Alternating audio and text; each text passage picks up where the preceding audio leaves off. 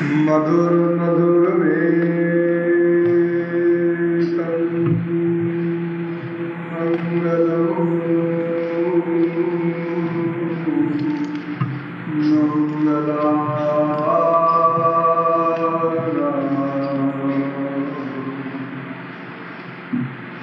सकल निगम वल्ली सत्फलम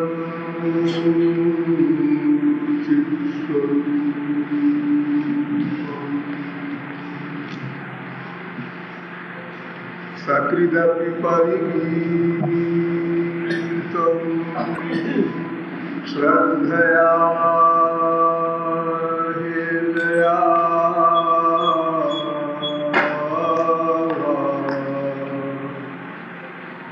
भृगुवर्णगलात्रं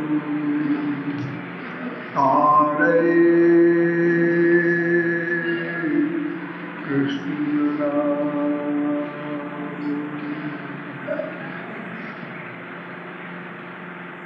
नमः कमलना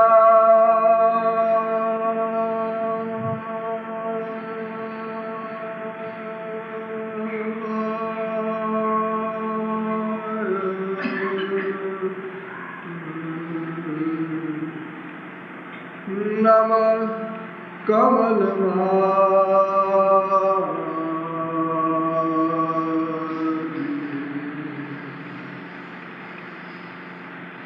नमः कमलपादाय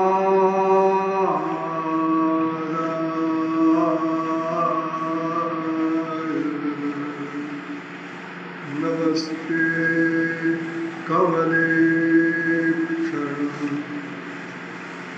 यो ब्रह्माणं ददातु पूर्वं यो वै वेदांश्च प्रहिणोति तस्मै तद्ब्रह्मा देवमात्मबुद्धिप्रकाशं मुक्तिर्वै शरणमहं प्रपद्ये।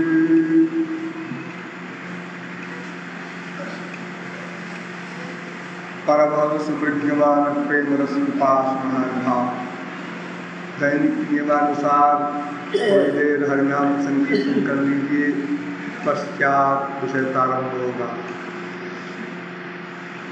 भज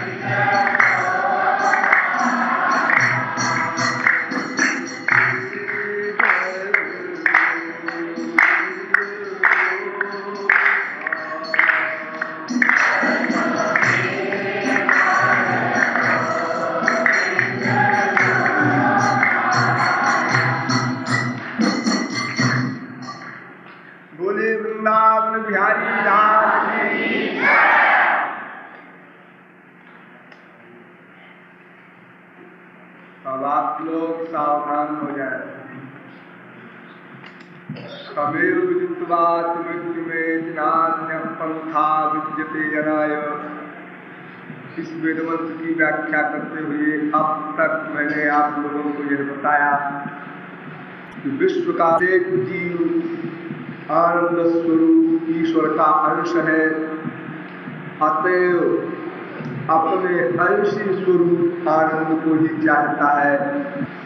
और क्योंकि प्रत्येक जीव अनादि है, साथ ही प्रतिक्षण कर्मशील भी है, अतएव विश्व का प्रत्येक जीव अनादिकाल से प्रतिक्षण एकमात्र आनंद प्राप्ति के हेतु ही प्रयत्नशील है। और यह प्रयत्न तब तक चलता रहेगा जब तक जीव अपने परम चरम लक्ष्य परमानंद को न प्राप्त कर लेगा। आनंद की परिभाषा भी बताई गई कि आनंद अनंत मात्रा का होता है एवं अनंत काल के लिए होता है। ऐसा अनिर्वचनीय, अपरिमेय, अपौरुषेय परमानंद अनंत जन्मों के अनवरत प्रयत्न के पश्चात भी नहीं प्राप्त हो सका। इसका क्या कारण है? पता लगाया गया कि उसको प्राप्त करके ही यह आनंदमय हो सकता है, अर्थात ईश्वर का ज्ञान अपेक्षित है। अतएव ईश्वरीय ज्ञान के लिए हमने प्रयास किया, हम वेदों में गए और पता लगाया तो वेदों ने बताया कि ईश्वर सर्वथा अज्ञेय है, अदृष्ट है, अव्यवहार्य है, अग्राह्य है, अलक्षण है, अचिंत्य है। उसका विज्ञान भी बताया गया कि ईश्वर प्रेरक है, इंद्रिय मन बुद्धि प्रेर्य है, ईश्वर धारक है, इंद्रिय मन बुद्धि धार्यमाण है, ईश्वर प्रकाशक है, इंद्रिय मन बुद्धि प्रकाश्य है, ईश्वर ज्ञाता है, इंद्रिय मन बुद्धि ज्ञेय है, ईश्वर सर्वज्ञ है, जीव अल्पज्ञ है, ईश्वर दिव्य है, इंद्रिय मन बुद्धि प्राकृत है। साथ ही ईश्वर दो विरोधी धर्मों का अधिष्ठान भी है, वो चलता भी है, नहीं भी चलता, वो छोटे से छोटा भी है, वो बड़े से बड़ा भी है, वो समीप से समीप भी है, वो दूर से दूर भी है, वो इंद्रिय मन बुद्धि रहित भी है, इंद्रिय मन बुद्धि के विषयों को भी ग्रहण करता है, वो कर्ता भी है, वो अकर्ता भी है, वो सृष्टिकर्ता भी है, वो न्यायकर्ता भी है, वो कृपा करता भी है, वो एक भी है, वो अनेक भी है, वो सबके भीतर भी है, सर्वव्यापक भी है, सबसे बाहर वो लोक में भी रहता है, वो समदर्शी भी है, वो दैत्यों का संहार भी करता है, वो साधुओं की रक्षा भी करता है, वो आदि भी है, वो अनादि भी है, वो अजायमान भी है, वो बहुधा विजायमान भी है, वो निर्गुण भी है, वो सगुण भी है, वो मूर्त भी है, वो अमूर्त भी है, वो निराकार भी है, वो साकार भी है, वो निर्विशेष भी है, वो सविशेष भी है। इस प्रकार अनेक विरोधी धर्मों का अधिष्ठान भगवान वेदों एवं गीता के ग्रंथों से कल तक सिद्ध किया गया। आज आगे चलिए, थोड़ा पुराणों में चक्कर लगा लीजिए। वेद व्यास ने 18 पुराण बनाए हैं। उन 18 पुराणों में भागवत पुराण सबसे अधिक महत्वपूर्ण माना जाता है हमारे देश में। किंतु आपको हम एक संकेत रूप में बात बता दें, जो बात वेद में लिखी है वही बात आपको तुलसीकृत रामायण तक सर्वत्र मिलेगी। वो चाहे वेद का वाक्य हो, चाहे तुलसी सूर मीरा नानक तुकाराम का वाक्य हो, उसमें कोई अंतर नहीं होगा। भगवत वाणी और महापुरुष वाणी दोनों का कर्ता एक ही है। यह विज्ञान हम आगे बताएंगे, तब आप अच्छी प्रकार से समझ सकेंगे। इसलिए कहीं भी वैमत्य नहीं हो सकता। अगर कहीं वैमत्य हमें प्रतीत होता है तो हमारी अल्पमति का प्रमाण है। वस्तुतः शास्त्रों वेदों में कहीं झगड़ा नहीं। देखिए भागवत उसी वेद मंत्र का अनुवाद करती है। अणोरणिम्ने परिगण्य धाम्ने महानुभावाय नमो नमस्ते। जो वेद कहता है अणोरणीयान महतो महीयान, उसी का अनुवाद है। द्रव्यं कर्म च कालस्य स्वभावो जीव एव च वासुदेवात् परो ब्रह्मन् न चान्योर्थोऽस्ति तत्त्वतः। भगवान के सिवा और कुछ नहीं है। ये जो कुछ आप देख रहे हैं, जो नहीं देख रहे हैं, सब भगवान ही है, ब्रह्म ही है, वासुदेव ही है। वेद व्यास कह रहे हैं सर्वम। देखिए वेद मंत्र का अनुवाद, पुरुष एवेरत्वं सर्वं भूतं यच्च भाव्यम, ये वेद मंत्र। उसका अनुवाद सर्वं पुरुष एवेदं भूतं भव्यं भवच्च यत्। भागवत वेद में मंत्र आया, सब भगवान। भागवत ने उसी का अनुवाद कर दिया। बिल्कुल ठीक। महापुरुष खिलाफ कैसे बोलेगा? उस महापुरुष को भी गवर्न कर रहा है वही परात्पर पूर्णतम पुरुषोत्तम ब्रह्म। फिर वेद में कहा द्वासुपर्णा संज्ञा सखाया समानम वृक्षम परिखस्व जाते, उसी का अनुवाद कर दिया भागवत में। सदृशम सखायो, ठीक उसी प्रकार उन्हीं शब्दों में द्वौ सुपर्णौ सदृशौ सखायौ अन्यो निरन्नो बलेन भूयान, सब एक प्रकार से निरूपण है। वेद में कहा क्षरम प्रधानम अमृताक्षरम हरक्षरात्मानाधीशते देव एकः। भागवत में कह दिया प्रधान पुरुषेश्वर। तो भगवान एक भी है, दो भी है, तीन भी है। छोड़िए, तो बहुत विस्तृत हो गया विषय। अब आगे चलिए, हम आपको एक ऐसा सुंदर श्लोक बताते हैं भागवत का जो मुझे बहुत प्रिय है। आपसे अगर कोई पूछे कि अपने भगवान की परिभाषा बताइए, तो आप लोग इतनी लंबी चौड़ी परिभाषाएं तो याद न रखेंगे, और अगर याद भी रखेंगे तो किसी के सामने समझाते हुए बोलना इतना कठिन काम है। स्वयं समझ लेना अभी संभव है। तो ये परिभाषा आप लोग याद कर लीजिए। यत्न यतो यस्य यस्मै यद्यथा यदा स्यादिदं भगवान साक्षात् प्रधान पुरुषेश्वर।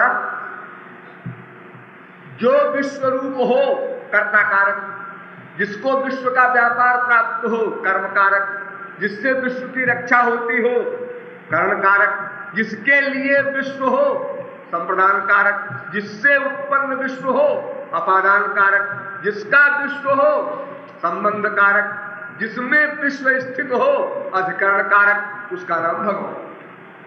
अर्थात तो हिंदी वाले सातों कारक लगा देना, संस्कृत वाले 7 कारक न लगा देना। षष्ठ्या कारकत्वं नास्ति, संबंध कारक संस्कृत में नहीं होता। हाँ, तो ये 7 विरोध देखिए एक श्लोक में। एक श्लोक में 7 विरोध। वो विश्व रूप भी है, उसको विश्व का व्यापार भी प्राप्त है, उससे विश्व की रक्षा होती है, उसके लिए विश्व है, उससे उत्पन्न विश्व है, उसका विश्व है, उसमें विश्व है। ऐसा 7 विरोधी धर्मों का अधिष्ठान भगवान। इसलिए भगवान किसी की समझ में नहीं आते। एक श्लोक और समझ लीजिए, बड़ा सुंदर है, वो भी वेद व्यास का है, वो भी हमको बहुत प्रिय है। कर्माण्यनीहस्य भवो भवस्य ते दुर्गाश्रयो हारिभलात् पलायनम् कालात्मनो यत् प्रमदायुताश्रय स्वात्मन्रते खिद्यति धीर्विदामिह। देखिए ये सब इम्पॉसिबल बात है।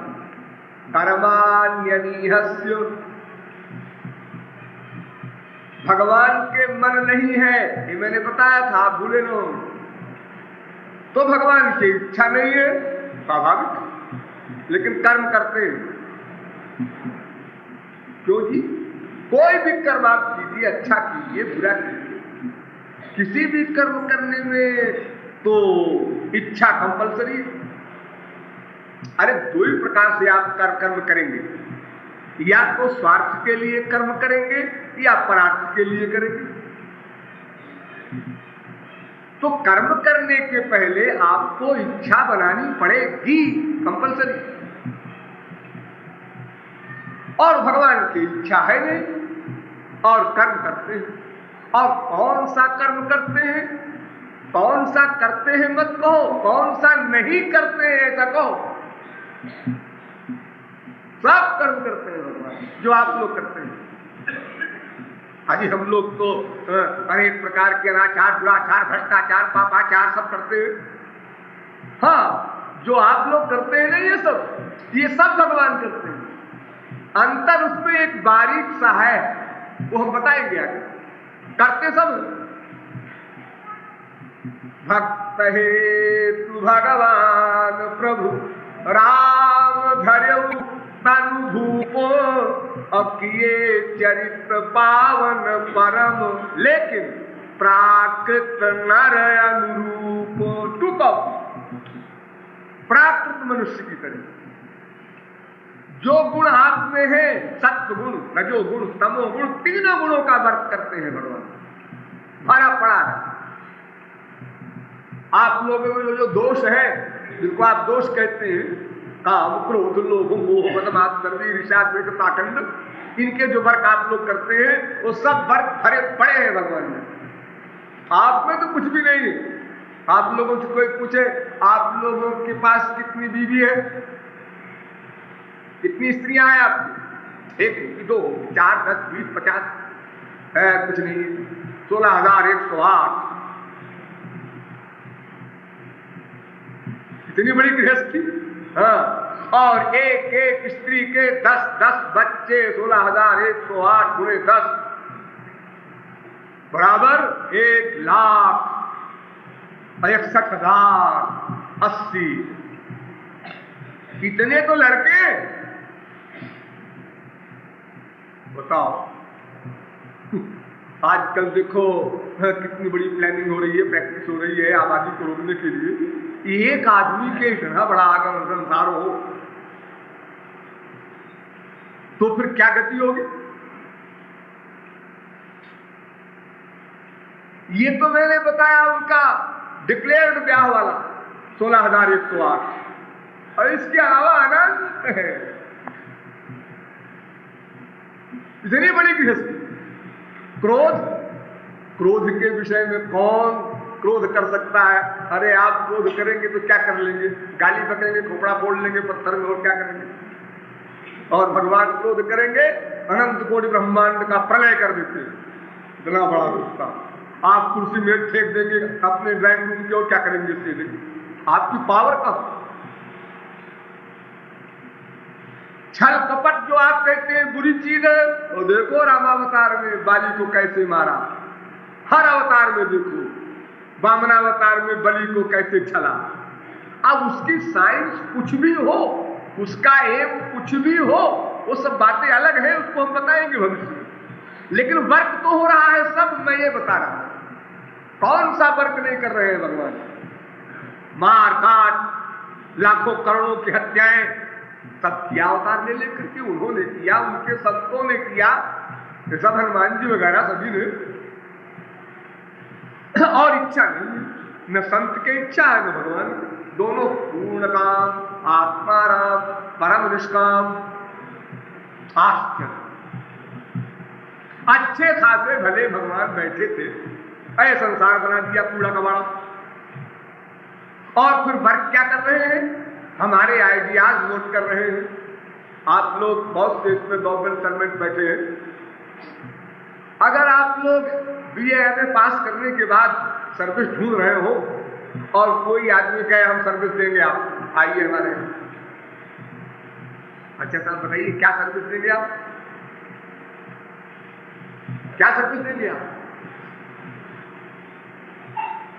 आप हमारे बीवी बच्चे सबके जो गंदे कपड़े होंगे वो धोया करेंगे। जी मैंने MA पास किया है, इस काम के लिए नहीं किया है, मैं ऐसी नौकरी नहीं करता जी। और देखो भगवान की नौकरी क्या है, हम सब जीवों के प्रत्येक क्षण के प्रत्येक संकल्प को नोट करना। और हमारे संकल्प है कैसे क्या परसेंट बतावे, अगर 99.9% बतावे तो वो भी बहुत गलत होगा। इतने डर्टी हमारे संकल्प है, प्रत्येक क्षण गड़बड़ है। मंदिर में जाके सर झुकाते हैं, वहां भी गड़बड़ है भीतर। हम किसी से कहते हैं आइए आइए वेलकम करते हैं, वहां भी गड़बड़ है भीतर। आ तो गया बेचारा, लेकिन उसको पता नहीं, अगर आपके घर पर कोई रात को 12 बजे आवे मेहमान और कुंडी खटखटावे, आप सो रहे हो, झुंझला के उठते हैं, कौन है? अरे मैं हूं रमेश, मैं दिनेश। तो बीवी की तरफ देख कर गुस्से में कहता है ये कहां आके मरा रात को 12 बजे। लेकिन जब कुंडी खोला, आइए आइए हेलो, आप ऐसे हो गए बेवफा, कभी आते ही नहीं, और आए भी तो खबर नहीं दिया, स्टेशन से आप कैसे आए होंगे, बड़ा कष्ट हुआ होगा आपको, जरा सा आप खबर तो कर दिए होते।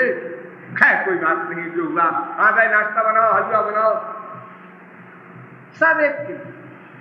इतनी बड़ी चार पुलिस आप कर रहे हैं अपने दोस्त के साथ। जी क्या करें, दुनिया है तो करना पड़ता है, ये सेंटेंस रटा हुआ है सबका। महाराज जी तो करना पड़ता है। ये छल कपट सब नोट करते हैं भगवान। बताओ कहां भगवान और कहां हमारे कर्म, लेकिन नोट करना पड़ेगा उनको सब कर्म। क्यों? इसलिए कि पता नहीं हम किस समय यह संकल्प कर ले कि तू ही मेरा है, और उसी क्षण में भगवान को सारी कार्रवाई करनी पड़ेगी। आत्यंतिक दुख निवृत्ति, त्रिगुण निवृत्ति, कर्म निवृत्ति, दोष निवृत्ति, ताप निवृत्ति, पंचक्लेश निवृत्ति, पंचकोश निवृत्ति, परमानंद प्राप्ति, सब कुछ करना पड़ेगा भगवान को इमीडिएटली। इसलिए हमेशा होशियार रहते हुए नोट करते रहते हैं। आपकी शायद शरणागत हो जाए, नहीं हुआ, आपकी हो जाए, नहीं हुआ, आपकी हो जाए, नहीं हुआ, लगातार।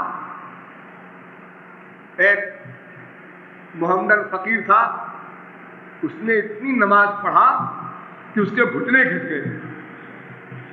जैसे सूर्य नमस्कार होता है आपके यहाँ, ऐसे नमाज में खुदा की इबादत होती है, अपने गुनाहों की माफी मांगी जाती है, अपराधों की क्षमा याचना होती है।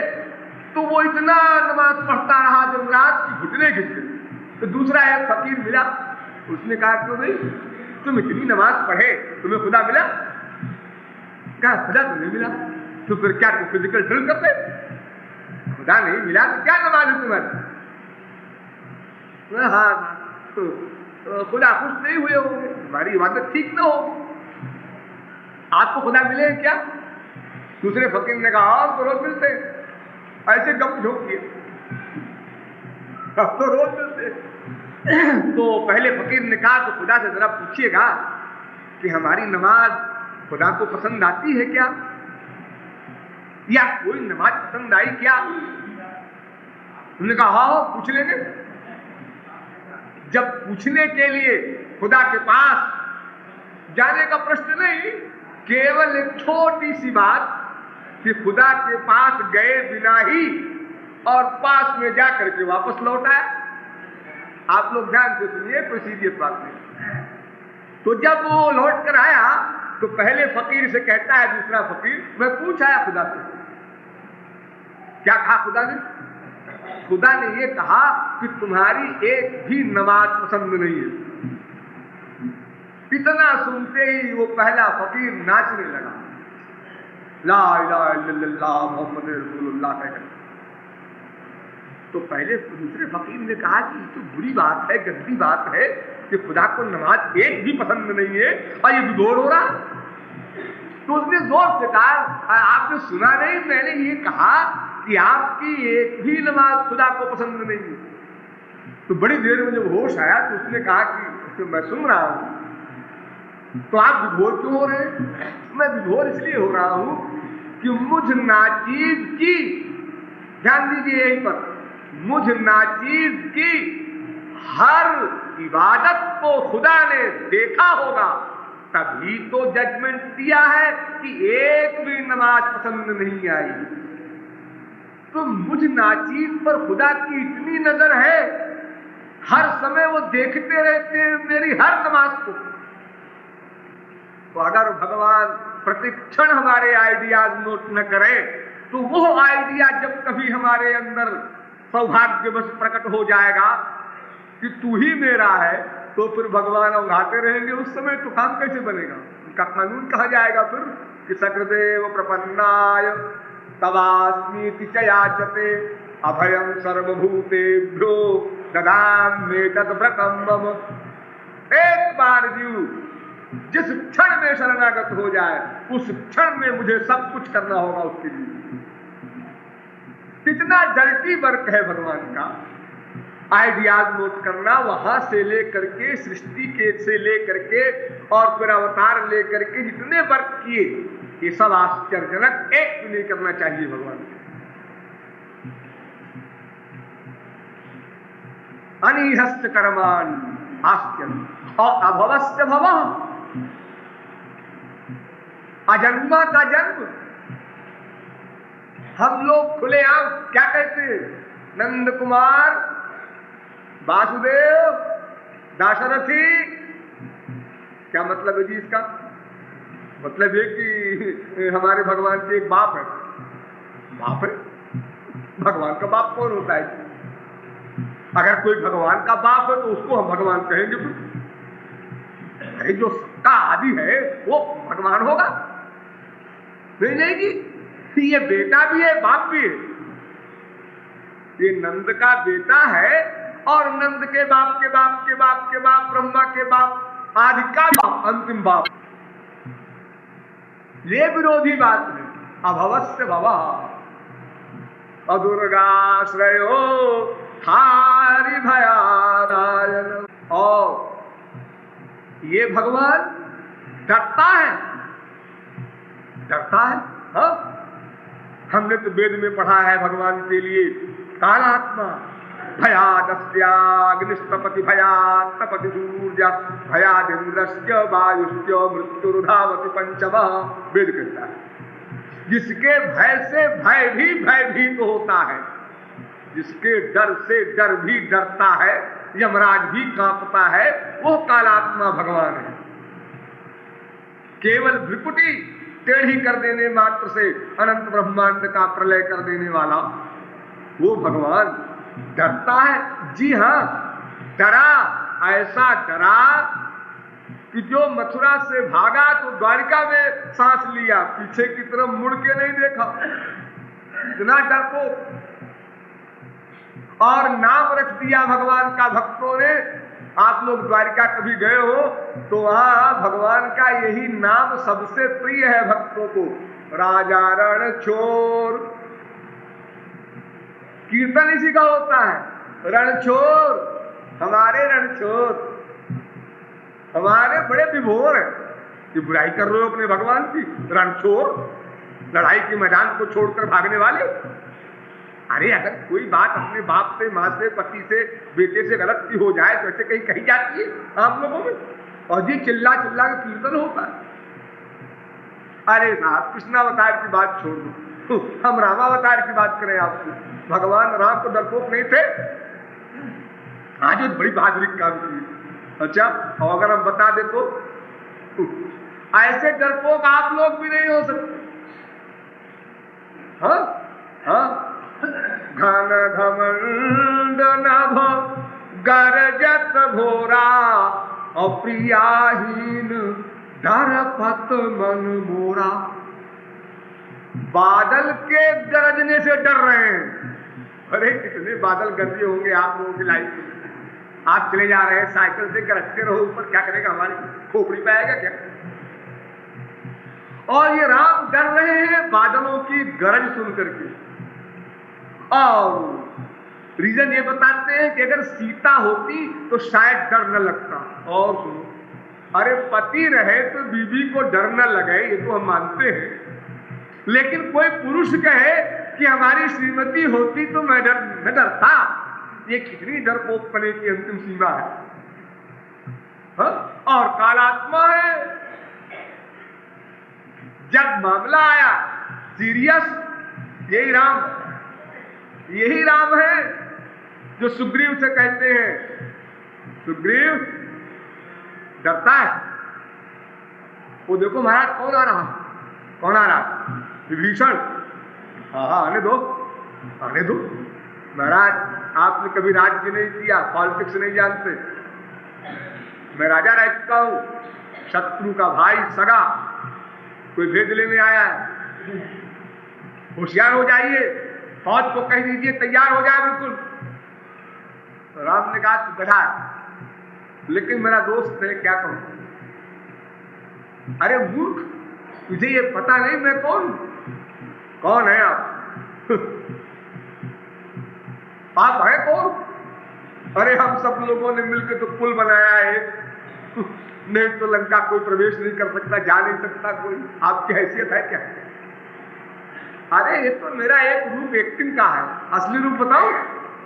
पिशाचान दानवान यक्षान पृथिव्याम चैव राक्षसान अंगुल्यग्रेण तान हन्यामिच्छन् हरिगणेश्वर। अनंत कोटि ब्रह्मांड के समस्त राक्षसों को अगर मैं अपनी अंगुली के अगले भाग के कोर के द्वारा केवल यूं कर दूं, सब मर जाए, वो मैं राम हूं, उसका तू दोस्त है, अद्वितीय सखा। डरता है? वही राम डर रहे, घन घमंड नभ गर्जत घोड़ा। देखो आज अस्वात्मन्रते, आत्मा राम है भगवान। आत्मा राम माने आप समझते होंगे, आत्मा में ही रमण करने वाले, अपने सिवा न कुछ देखे, न कुछ सुने, न कुछ सूंघे, न कुछ रस ले, न स्पर्श करे, न सोचे, न जाने, ऐसी स्थिति में रहने वाला आत्मा राम, सदा एक रस। और वो रास कर रहे हैं ब्रज में। सुखदेव परमहंस कह रहे हैं इस श्लोक को परीक्षित से कि खिद्यति धीर विदामिह। ये विरोधाभास देखकर भगवान का बृहस्पति की बुद्धि, सरस्वती की मति भी कुंठित हो जाती है। जन साधारण क्या डिसाइड करेगा, क्या समझेगा? इतना बड़ा विरोधाभास, विरुद्ध धर्माश्रय भगवान के अंदर, इसलिए भगवान को कोई नहीं जानता। सीधी सीधी बात, भगवान को कोई नहीं जान सकता। चलो भगवान को छोड़ दो एक बार, फिर खबर लेंगे भगवान की। संसार को तो जान सकते हैं हम लोग, एक भगवान है, एक संसार है और एक जीवात्मा है। 3 मैंने बताया था, आप भूले न होंगे। भगवान को भी जानेंगे, लेकिन मैं आज दूसरा विषय लाने जा रहा हूं। मुझसे आज लोगों ने कहा है कुछ ऐसा, कल मैंने कुछ कह दिया था ना, एक प्रश्न रख दिया था कि भगवान ने संसार बनाया और भगवान आनंद में ज्ञान में, और उनके संसार में न आनंद है न ज्ञान है, दुख अशांति आदि है, और भगवान सर्वव्यापक है और भगवान का अनुभव किसी को नहीं हो रहा है। यह सब जो संसार संबंधी आश्चर्यजनक विषय है, तो लोगों ने कहा इसका समाधान करके तब आप आगे चलिए। चलो इसको ही कर लो पहले, तो अपने मरे स्वर्ग दिखेगा, पहले इसी को कर लो। हाँ, तो ये संसार जो आपके सामने है, ये नंबर 2 का है, माया का बना हुआ संसार। मैंने आपको 2 बार बताया, भूले न होंगे। ईश्वर के बाद नंबर आया माया का। ईश्वर के अंडर में माया, उसके अंडर में जीव, यही 3 है। अभी हमने ईश्वर को बताया, अब आप संसार को समझेंगे, उसके बाद फिर जीव आएगा। यही 3 तो समझने की चीज है। हाँ, तो ये संसार जो आप देख रहे हैं कैसे बना, शास्त्र वेद हम बाद में लाएंगे, थोड़ा पहले बाहर समझ लीजिए। ईसा से भी 600 वर्ष पहले की बात है, मैं हिस्ट्री की बात कर रहा हूं। ईसा से भी 600 वर्ष पहले यूनान में कुछ फिलॉसफर हुए जिन्होंने रिसर्च किया सृष्टि के विषय में, बड़ी गंभीर खोज किया उन्होंने। उसमें एक हुए थैलीस, उन्होंने यह सिद्ध किया कि संसार का सबसे पहला तत्व जल था, पानी, फिर पानी के बाद संसार सब बना। आज रीजन, पहला कारण पानी।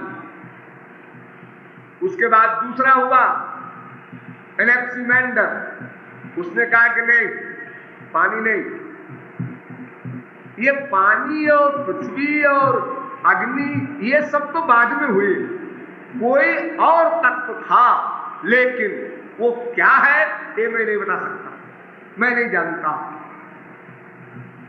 उसके बाद आए एनेक्सिमेनीज, इन्होंने कहा नहीं, तुम्हारा भी गलत है, सबसे पहले वायु था, वायु के बाद संसार बना है, जल नहीं था और कोई अन्य तत्व नहीं था। उसके बाद आए एनेक्सिगोरस, इन्होंने कहा कि नहीं नहीं, तुम्हारा भी गलत, अनेक तत्व प्लस ईश्वर की इच्छा दोनों कंबाइंड होकर के संसार बना।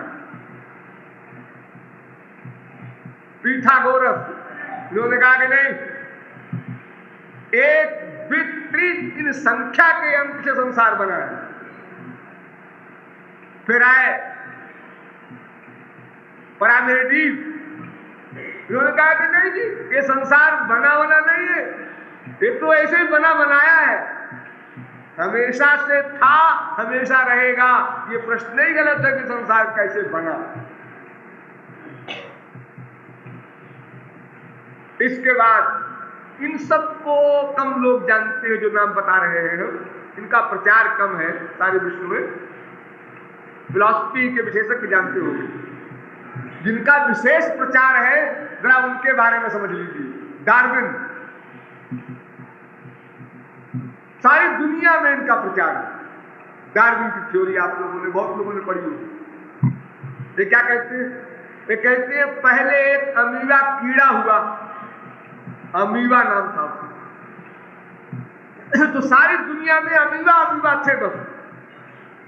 फिर वह अमीबा विकसित हुआ तो दूना हो गया, हाइड्रा बन गया।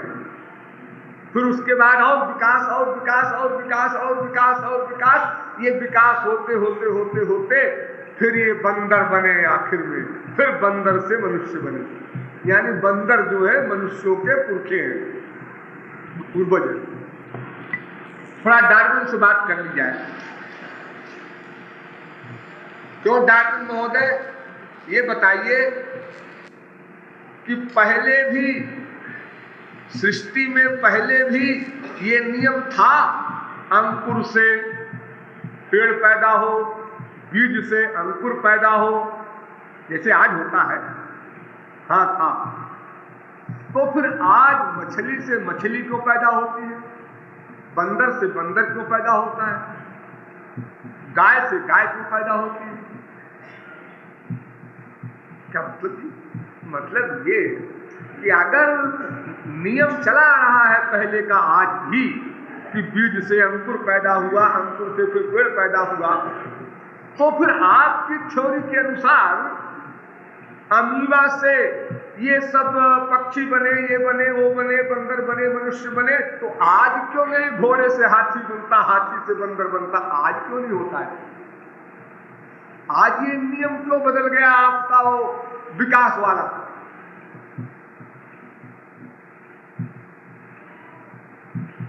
कोई उत्तर नहीं। अच्छा एक बात बताइए, पहले जो अमीबा वगैरह बने थे उनमें हड्डी नहीं होती थी? आज भी प्राप्त है, वो देख लो, हजारों ऐसे आपको मिलेंगे शरीरधारी, उनकी हड्डी नहीं होती। तो हड्डी नहीं थी पहले, तो फिर हड्डी वाले प्राणी कैसे बन गए? बिना हड्डी वाले से विकसित होकर हड्डी वाले कैसे बन गए? अरे विकास का मतलब तो ये है कि हड्डी 1 इंच की है 10 इंच की बन जाएगी विकास के द्वारा। उत्तर दिया उनके अनुयायियों ने कि मानसिक प्रेरणा से हड्डियां बन गई। या सुनिए हंसी की बात, मानसिक प्रेरणा से। भला बताओ हड्डी का मन से क्या संबंध है? ये हड्डी है, दांत, सुई चुभो दर्द होता है? नहीं। तो मन की प्रेरणा से क्या संबंध हड्डी का? दूसरी पार्टी आई, उन्होंने कहा नहीं नहीं, अधिक चूना खाने से, चूना अधिक खाया जिन कीटाणुओं ने, उससे हड्डी बन गई उनके शरीर में। वाह, चूना से हड्डी बन जाती है? अरे गधा भी जानता है आज तो कि आप जो खाना खाते हैं उसका रस बनता है, फिर रक्त बनता है, फिर मांस बनता है, फिर मैदा बनता है, फिर हड्डी बनती है, फिर मज्जा बनता है, फिर शुक्र बनता है, सब जानते। फिर आए उसी पार्टी के लोग, उन्होंने कहा मैं बताऊं, कठोर काम करने से, जिन जीवों ने कठोर काम किया, जैसे लोहार करता है कठोर काम, तो कठोर काम करने से हड्डी बन गई। कठोर काम करने से कड़ा हो जाएगा हाथ, कड़ा हो जाएगा पैर, मान लिया, हड्डी नहीं कैसे बन जाएगी? क्या लोहार की एक्स्ट्रा हड्डी होती है? हड्डी तो होती नहीं।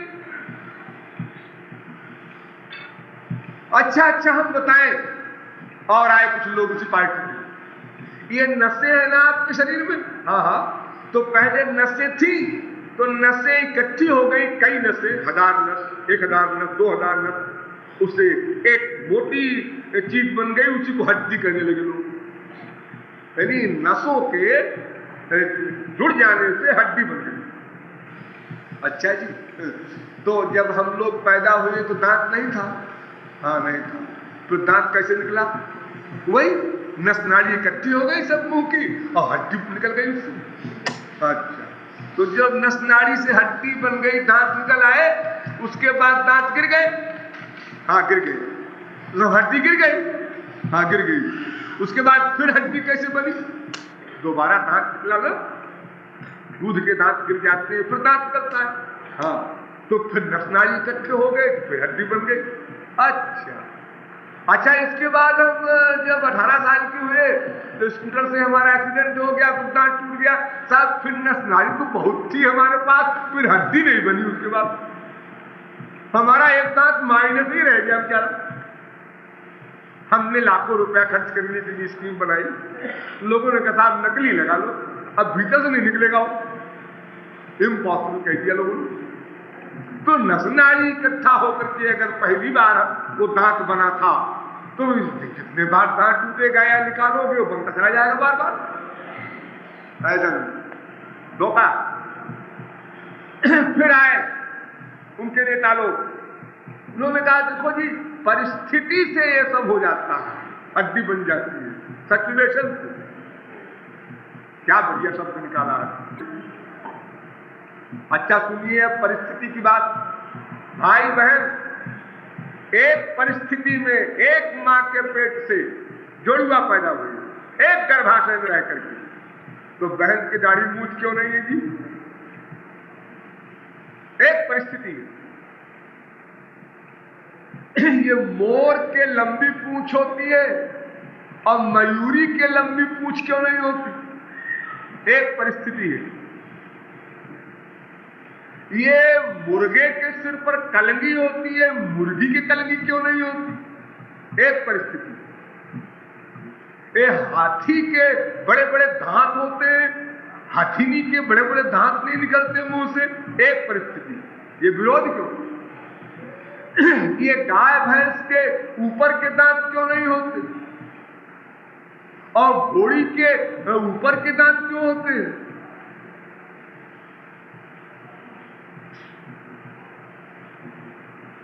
ये बैलों का हिसाब अलग, घोड़े का अलग, ये कैसा विकास है आपका? कुछ हिसाब नहीं बैठता उसका। जब घोड़ी ब्याती है तो उसकी जीभ बाहर निकल जाती है, ये केवल घोड़ी में ऐसी बात क्यों आई? गाय में क्यों नहीं आई? भैंस में क्यों नहीं आई? कुत्ते के दूध के दांत क्यों नहीं गिरते जी? ये आपका परिवर्तन वहां कहां चला गया?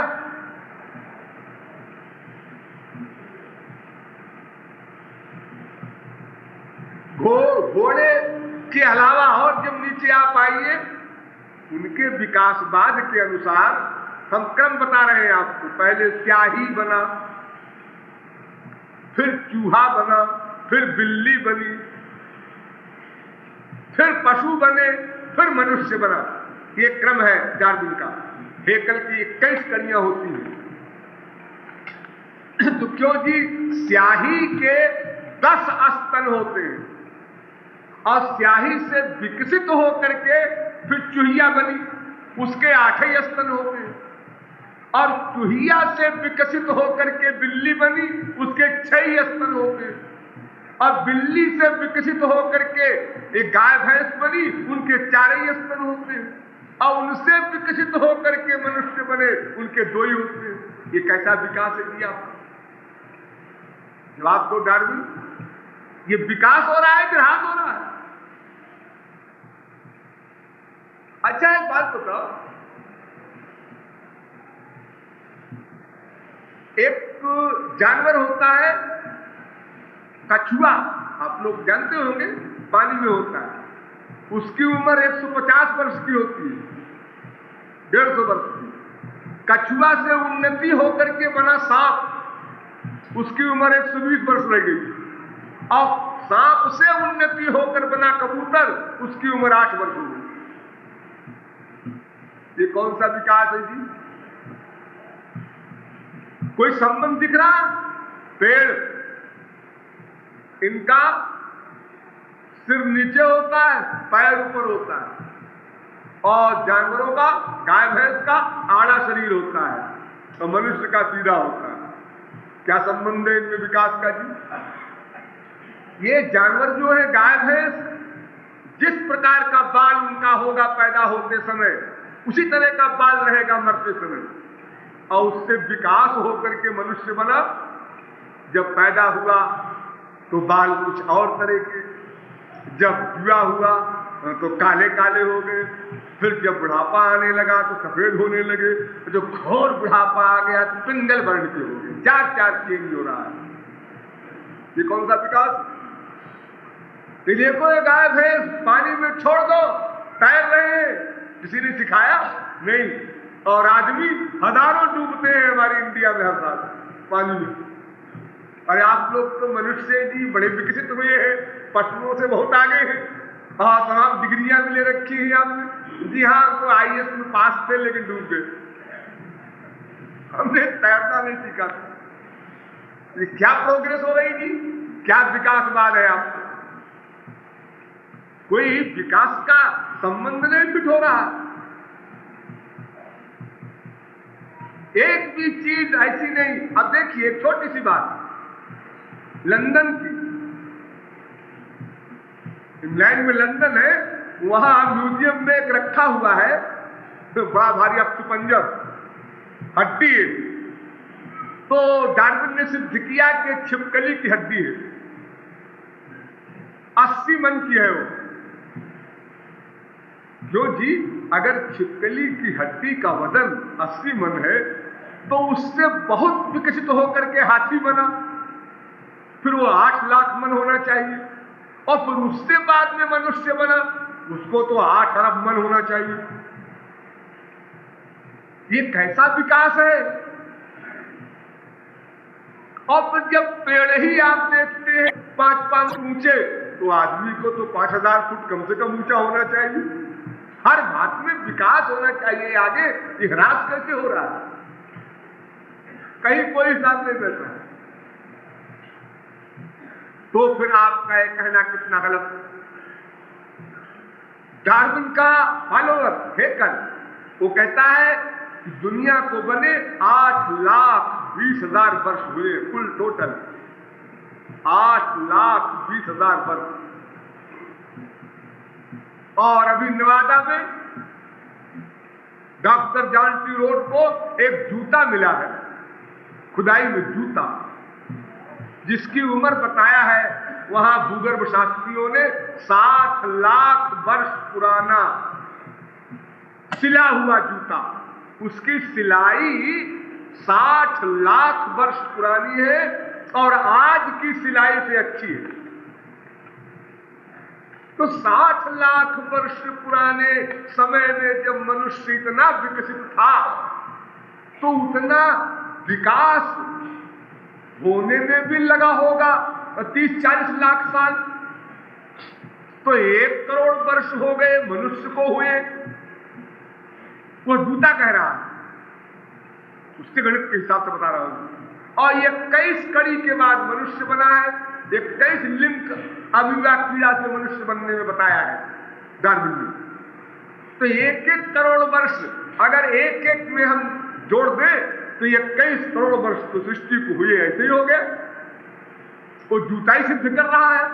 और हेकल साहब कहते हैं कि 8,20,000 वर्ष हुआ इस संसार को बने, इस सृष्टि को हुए। और भूगर्भ शास्त्री क्या कहते हैं आजकल के? 10 करोड़ वर्ष से ऊपर की दुनिया है।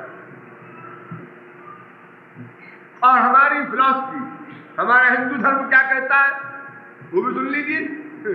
1,58,58,85,000 कुछ साल संसार को बने, लगभग 2 अरब वर्ष। हमारे यहां सब बना हुआ नहीं है।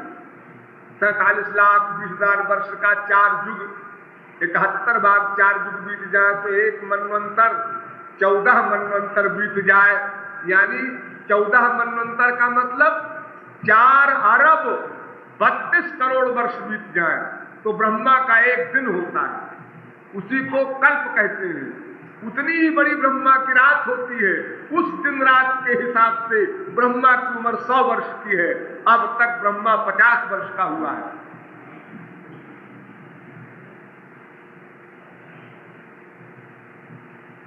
तो ये डार्विन की थ्योरी बेकार गई।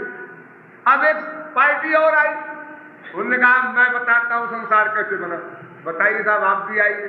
संसार बना परमाणुओं से, एटम्स थ्योरी, परमाणुओं से बना संसार। अच्छा जी, ये परमाणुओं से संसार बना तो ये परमाणु मिलते होंगे? जी हाँ, परमाणु मिलके कई परमाणु मिले तो फिर धनुष बना के तृणुक बना, और बनते बनते सभी के सामान बनता गया, संसार बन गया ऑटोमेटिक अपने आप, किसी की कोई आवश्यकता नहीं, नेचुरल, यानी नेचर से बना। उनका ये कहना है कि ये नेचर है, हम परमाणु बोल रहे हैं। तो क्योंकि परमाणु जो है एक दूसरे से मिलता होगा, हाँ मिलता है। तो परमाणु कोई जगह घेरता है, अगर परमाणु जगह घेरता है तब एक दूसरे से मिल सकता है, एक जगह नहीं घेरता। जब जगह नहीं घेरता तो निष्प्रदेश परमाणु किस प्रकार 1 सेकंड में 1 लाख मील की स्पीड में भागता है परमाणु।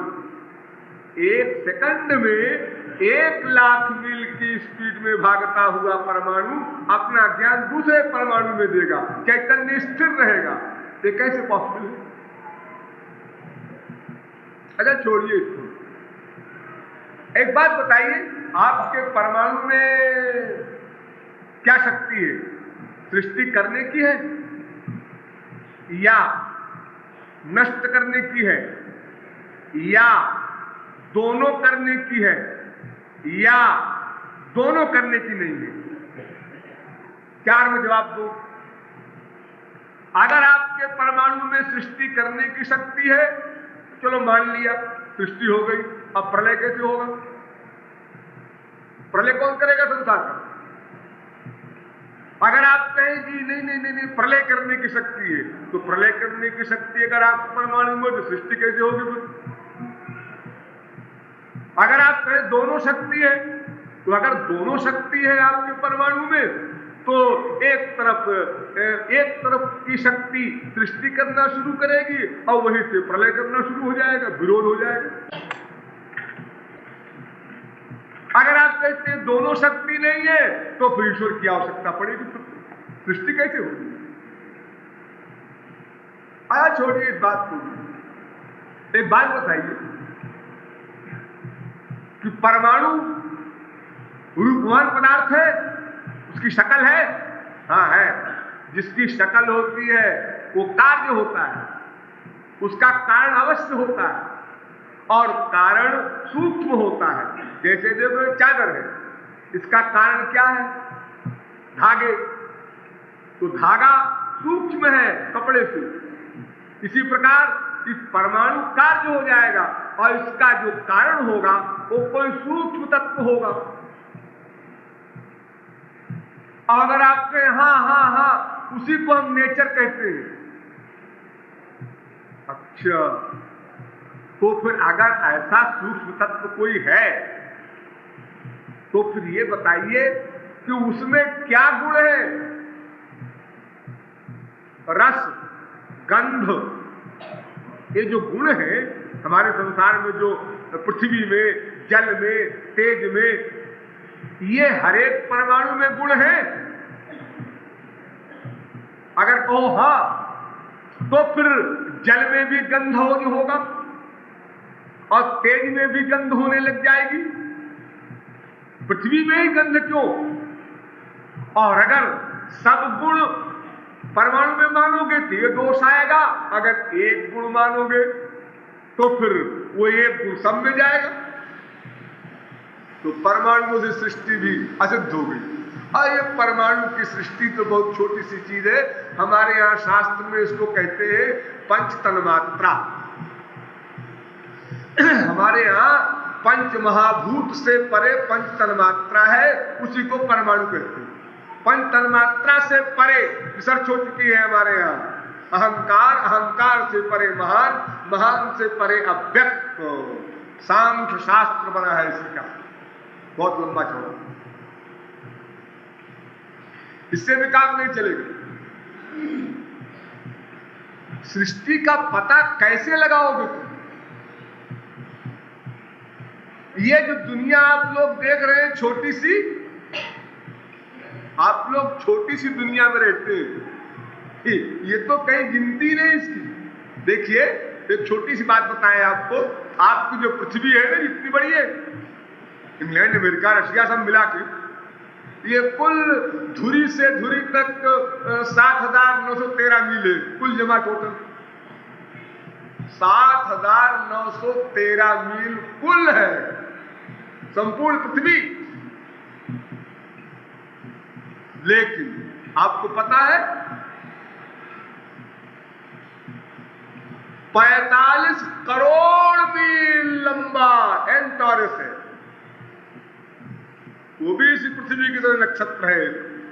45 करोड़ मील लंबा धुरी से धुरी तक, 86,400 मील लंबा तो सूरज है। ये 7,913 मील लंबा की क्या गिनती रह गई? 45 करोड़ तक पहुंच गए। जिनकी रिसर्च हो चुकी है उनकी बात कर रहा हूं। 10 लाख डिग्री टेम्परेचर सूर्य का है, आपका 98 है। 4-4 लाख मील तक सूर्य के आग के शोले गिरते हैं, इतनी दूर दूर जाकर के, और वो सूर्य आपकी पृथ्वी तक आता है 8 मिनट में। 8 मिनट समय लगता है सूर्य को यहां आने में। 9 करोड़ 30 लाख मील दूरी है, और 1 सेकंड में 1,86,000 मील लाइट भागती है। उस 1 सेकंड में 1,86,000 मील से वो भागती हुई लाइट 8 मिनट में पहुंचती है आपकी इस पृथ्वी के ऊपर, सूर्य की। सबसे नजदीक चंद्रमा है 2,20,000 मील, 1.25 सेकंड में लाइट यहां आती। लेकिन आपको पता है ऐसे ऐसे नक्षत्र हैं, लोक हैं, जिनकी लाइट आने में हजारों वर्ष लगते हैं इस पृथ्वी पर। वहां से लाइट आने में 1 साल का हिसाब बताएं आपको। 1 साल कुल 62 खरब 12 अरब 62 खरब 12 अरब मील का रास्ता तय करती है लाइट 1 साल में, और हजारों साल लगते हैं जहां से लाइट आने में। वहां मनुष्य कब पहुंचेगा, कैसे पहुंचेगा, कितनी उम्र प्राप्त करेगा एक आदमी को वहां पहुंच जाएगा और सर्च करके वहां से आके बताएगा। ये मैं उन लोगों की बात कर रहा हूं जिनका पता चले इतनी दूर है। एक साधारण सा प्लूटो तारा है। प्लूटो जो सूर्य से 3 अरब मील से अधिक दूरी पर है। 247 वर्ष लगते हैं सूर्य की परिक्रमा करने में उस लोक को, जबकि हमारी पृथ्वी 365 दिन में कर लेती है परिक्रमा। तो इतनी दूर दूर के ये लोग, वहां हम कैसे जा सकेंगे? अगर हम लाइट की स्पीड में भागने वाला रॉकेट बना ले, जो कि इम्पॉसिबल। लाइट की स्पीड में भागे कोई रॉकेट, क्योंकि रॉकेट जो बनेगा वजन वाला होगा, और वजन की जो चीज होगी उसकी स्पीड लाइट के बराबर हो ही नहीं सकती कभी भी, हर वैज्ञानिक जानता है। तो भी हजारों वर्ष की लाइफ हो तो भी हम वहां नहीं पहुंच सकते। फिर उन सब को बनाया किसने? जहां हम पहुंच नहीं सकते उसको बनाया किसने? अपने आप बन गया। एक किसी नेचरवादी ने इसी प्रकार लेक्चर दिया, दूसरे देश में कोई सबक दिया बच्चों को, तुम लोग कल दुनिया का नक्शा बना के लाना। सब बच्चे, एक लड़के ने एक बढ़िया सा नक्शा बनाया और उसमें तमाम रंग वंग भर करके गलत फलत ढंग से रख दिया। मास्टर साहब ने देखा, कितने बनाया नक्शा? बड़े गुस्से। एक लड़के ने कहा कि मास्टर साहब मेरा ख्याल तो ऐसा है कि कागज उड़ा, मेज पर आ गया, पेंसिल उड़ी और उसने लाइन कर, रंग उड़े और भर दिया। क्या लगता है, दिमाग खराब है? मास्टर साहब जब दुनिया का नक्शा अपने आप नहीं बन सकता तो दुनिया कैसे बन गई अपने आप? आप कल लेक्चर दे रहे थे कि दुनिया अपने आप बन गई ऑटोमेटिक, ये अपने आप बन गई। अरे जब दुनिया की एक एक चीज हम जो जो रिसर्च करते जा रहे हैं, देखते जा रहे हैं, एक एक चीज इतनी वैज्ञानिक है कि अगर एक माइनस हो जाए सब टकरा जाए आप। इतना आकर्षण विकर्षण का वैज्ञानिक सिद्धांत युक्त ये सब नक्षत्र ग्रह बने हुए हैं कि एक भी अगर माइनस हो जाए तो सब गड़बड़ हो जाए, सब चौपट हो जाए। सब बने हुए एक दूसरे में और सब नियम के अनुसार चल रहा है। कोई नियामक नहीं होता तो ये कैसे होगा? एक छोटी सी बात तो नहीं होती, बाजी वाह होती क्यों नहीं? घड़ी चलती है अपने आप। हम तो देखो घड़ी में कभी चाबी भी नहीं देते, लेकिन घड़ी को पहले किसी ने बनाया था हाँ, ऑटोमेटिक बन गई थी। ऑटोमेटिक शब्द का अर्थ भी जानते हो? क्या घड़ी अपने आप बन गई थी? नहीं जी, बनाई गई थी। बनाने के बाद फिर ये बंद भी होगी? हाँ होगी। तो फिर कौन चलाएगा? अपने आप चलेगी? अजी नहीं, किसी ने बनाया था, कोई फिर आगे चलाएगा। तो फिर दुनिया अपने आप कैसे बन गई थी? अब आए कुछ तार्किक, उन्होंने कहा कि साहब देखिए, तृण से दूध बन जाता है। ध्यान दीजिए जरा, बुद्धि का काम थोड़ा सा है, थोड़ी देर। घास से दूध बन जाता है। रोज दूध पीते हैं आप लोग? गैया घास खाती है, भैंस घास खाती है और दूध देती है, और दूध से दही बन जाता है। हाँ, तो इसी प्रकार नेचर से संसार बन गया। भगवान क्या जरूरत है? अच्छा जी, अन्यत्राभावा न तृणादिवत ब्रह्मसूत्र। क्यों साहब? घास से दूध बनता है? जी हाँ, देखा है आपने? जी हाँ, खिलाओ उस बैल को।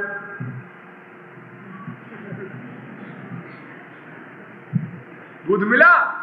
नहीं, गाय से मिलता। क्यों? जब घास से दूध बनता है, अरे चलो गाय को ही खिलाओ। गाय को खिलाओ, ये ब्याई नहीं है गाय, दूध दे रही है? नहीं। तो फिर आप कैसे कहते हैं कि घास से दूध बन गया? बड़े बोले हैं। एक और आए, उन्होंने कहा कि साहब एक बात बताइए, भगवान ने संसार बनाया अगर, तो भगवान तो चैतन्य है, हाँ, और संसार जड़ है, हाँ, तो चैतन्य भगवान से जड़ संसार कैसे बन गया? क्यों जी, आपको आश्चर्य? हाँ, आपका शरीर चैतन्य है, हाँ, जड़ शरीर में कुछ है? नहीं, चैतन्य आपका शरीर। जी हाँ। अच्छा, एक लड़का सो रहा है, रामू सो रहा है, सो रहा? हाँ, सो रहा है। श्यामू आया, हाथ में कैंची लिए था, और रामू की चुटिया काट दिया। रामू सोता रहा, सो के उठा, चुटिया गायब। किसने काटा? चल गया पता, श्यामू पेश किया गया। क्यों जी? ये रामू की चुटिया क्या बाहर से चिपकाई गई है? क्या ये चुटिया का बाल बाहर से चिपकाया हुआ है? कोई नकली, जैसे नकली मूछें बनती हैं, नकली बाल स्त्रियां लगाए रहती हैं खोपड़ी में, क्या ऐसा कुछ है? नहीं जी, वो तो चैतन्य से पैदा हुआ है, चैतन्य से पैदा हुआ जड़। आश्चर्य, चैतन्य से पैदा हुआ जड़। बाल काट रहा है ना, ये आप आराम से सो रहे हैं, कोई दर्द नहीं हो रहा? अरे आपको बतावे, एक ही चीज में दोनों चीज, नाखून काट रहे हैं, नाखून बाहर चिपकाया हुआ है क्या? नहीं जी, चिपकाया हुआ नहीं, असली है। काट रहे हैं, जरा अधिक कट गया, ओहो क्या हुआ? तो जड़ है, तो चैतन्य कट गया। अभी तो आप तरह जड़ नाखून काट रहे हैं जी। नाखून दो तरह का होता है, एक चैतन्य, एक जड़। तो जड़ नाखून हम काट देते हैं, चैतन्य बना रहता है। अगर चैतन्य कटा तो फिर दर्द होगा। तो देखो, चैतन्य से जड़ पैदा हो रहा है, आप ही किसी बेदार स्विच हो, दर्द नहीं होगा, चैतन्य से पैदा हो रहा है। तो भगवान से अगर संसार प्रकट भी हुआ, बना भी जड़, तो आपको क्या आश्चर्य? अरे आप बात बताइए, ऐसा न मान लिया जाए कि संसार को बना दिया काल ने, क्यों? अक्षरात् संजायते कालः, काल की उत्पत्ति तो बाद में होगी, सृष्टि नहीं तो काल कहां से रहेगा? तो साहब ऐसा न मान लिया जाए कि कर्म है, संसार बना कर्म से, लेकिन कर्म जड़ है, तो जड़ कर्म कैसे अपने आप वर्क करेगा? हाँ, तो साहब ऐसा मान लिया जाए कि जीव है, किसी जीव ने बना दिया होगा संसार। जीव तो परतंत्र है और असमर्थ है, वो संसार को जान नहीं पा रहा है, तो बनाएगा क्या? हाँ साहब, तो ये न मान लिया जाए कोई महात्मा होगा, उसने बना दिया होगा संसार। हाँ, ये हो सकता है, क्योंकि महात्माओं में बड़ी बड़ी योग्यताएं होती हैं, शक्तियां होती हैं। भगवान ने नहीं बनाया और कोई बनावे, हमको एतराज नहीं है। हम ये मानने को तैयार नहीं होना चाहते कि भगवान ने बनाया, किसी महात्मा ने बनाया हो। लेकिन वेदांत में एक सूत्र बना है, जगत व्यापार वर्जम, किसी भी ब्रह्मज्ञानी को सृष्टि करने का अधिकार नहीं। ब्रह्मज्ञानी ब्रह्म के बराबर हो गया, ब्रह्म हो गया, ये लिखा है, लेकिन वो किस मानी में हो गया, डिटेल में आगे हम बताएंगे, संक्षेप में समझ लीजिए। भोगमात्र साम्य लिंगाच, ब्रह्मानंद भोगने के दृष्टिकोण से वो ज्ञानी महात्मा और परमात्मा बराबर है, दोनों को एक आनंद मिल रहा है। लेकिन सृष्टि करने का वर्क किसी महात्मा को नहीं दिया कभी भी भगवान ने, वो स्वयं करते हैं। यतो वायुनानि भूतानि जायन्ते येन जातानि जीवन्ति यत्प्रयन्ति अभिसंविशन्ति, तो महात्मा भी सृष्टि नहीं करते। अच्छा, ये बात बताओ कि बौद्ध मत में यह है कि अभाव से भाव की उत्पत्ति होती है, नथिंग से सब कुछ होता है, नथिंग से। तो पहले अभाव था, फिर भाव हो गया। क्या मतलब? मतलब जैसे बीज नष्ट हो गया तो अंकुर पैदा हो गया। तो कौन कहता है कि बीज के नष्ट होने से अंकुर पैदा होता है? कौन कहता है? अब देखते गलत। लाओ चना, लाओ गेहूं और भाड़ में डाल दो और भून दो, लावा बना दो, अब देखो अंकुर पैदा होता है। पीस दो, जला दो, अब अंकुर बना नहीं। तो किसी चीज के अभाव से किसी की उत्पत्ति नहीं होती, गलत सिद्धांत। बाप मर गया इसलिए बेटा पैदा हुआ? अरे नहीं, बाप भी जिंदा है, बेटा भी पैदा होता है। ऐसा नहीं होता कि बाप मर जाए तब बेटा पैदा होता, ऐसा कैसे हो? अभाव से भाव की उत्पत्ति, गलत सिद्धांत। बंध्या के पुत्र नहीं होता। फिर इन सब एक भी कारणों से सृष्टि नहीं मानी जाएगी। जितने कारण बताए जा रहे हैं उसमें एक शब्द का प्रयोग हो सकता है, नेचर। एक भगवान, एक नेचर, अब दो रह गए, बाकी सब उसके पार्ट्स में। भगवान ने संसार बनाया कि नेचर ने बनाया? अब यहां आ जाइए आप लोग। अच्छा, थोड़ा विचार करने अपने मोटी खोपड़ी से।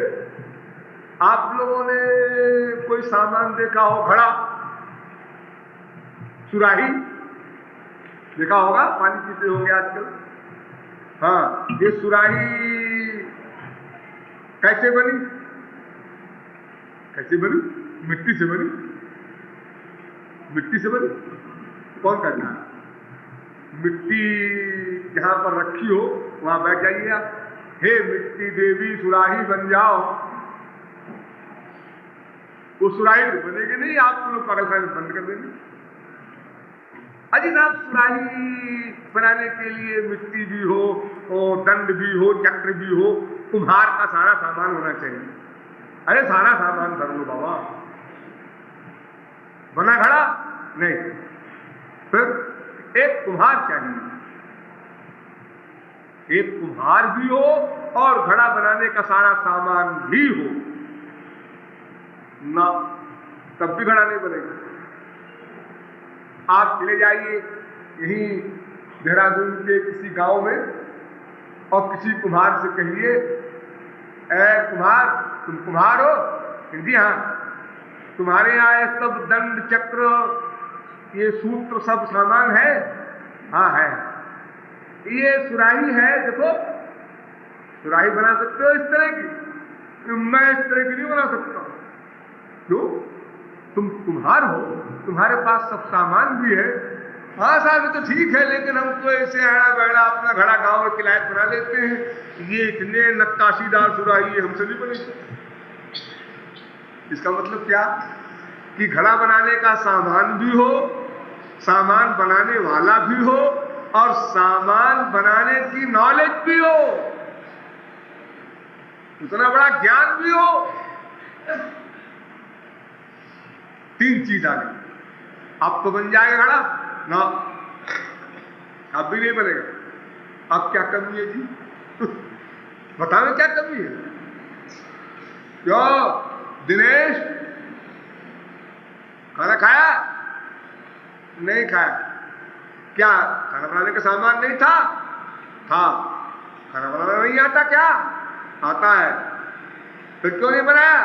हमने कहा कौन बनावे, आलकस कर गए। हमने कहा सो जाओ, सवेरे पहुंच ही जाएंगे घर पर, वहीं देखा जाएगा। क्या मतलब ये कि सामान भी है, बनाने वाला भी है, नॉलेज भी है, लेकिन इच्छा नहीं थी, नहीं बना सामान। इच्छा भी हो, और इच्छा ही नहीं, इसके बाद फिर संकल्प भी हो बनाने का, फिर चेष्टा भी हो, फिर क्रिया भी हो, तब सामान बनता है। ज्ञान जन्या भवेत् इच्छा, ही इच्छा जन्या भवेत् कृति, कृति जन्या भवेत् चेष्टा, चेष्टा जन्या क्रियोच्यते। इतना सारा इकट्ठा हो हिसाब किताब तो एक घड़ा बने, और ये सारा संसार बन गया अपने आप। आपके नेचर में ये सब चीजें हैं, ये ज्ञान शक्ति, इच्छा शक्ति, संकल्प शक्ति, चेष्टा शक्ति, क्रिया शक्ति, ये नेचर में अगर है तो फिर हमें कोई एतराज नहीं है। हम मान लेंगे कि आपका नेचर शब्द हमारे भगवान का पर्यायवाची शब्द है। तो जैसे हम रामाय नमः कृष्णाय नमः कहते हैं, ऐसे ही कल से नेचराय नमः भी कहा करेंगे, हमको क्या एतराज है? हमारे भगवान के तो अनंत नाम है, ऐसा कोई शब्द नहीं जो भगवान का नाम न हो। का, आ, गा, आ, ई, ऊ, सब भगवान के नाम। गधा, बंदर, कुत्ता, चप्पल, जूता, सब भगवान के नाम। हम बताएंगे आप घबराइए नहीं। हाँ, तो भगवान के बिना नेचर से संसार बन गया, ये किसी प्रकार के तर्क में बात नहीं आती। और आज भी हम लोग सिद्धांत बदलते जा रहे हैं, वैज्ञानिक लोग भी, इलेक्ट्रॉन, प्रोटॉन, न्यूट्रॉन, और अंत में कहते हैं अभी कोई और है इसके पीछे, हम झांक नहीं पाए। वो तुम जहां तक जा सकोगे वहां तक उसकी शुरुआत नहीं हो सकती। उसकी शुरुआत जहां है वहां तुम जा ही नहीं सकते, क्योंकि मटीरियल बुद्धि या मटीरियल कोई भी चीज, कोई भी पावर, कोई भी रिसर्च, कोई भी साइंस उसकी अंतिम सतह पर नहीं जा सकती, क्योंकि अंतिम सतह पर भगवान, उसकी रिसर्च का तरीका दूसरा है। ठीक, तो फिर आपका मतलब ये है कि संसार भगवान ने बनाया। हाँ,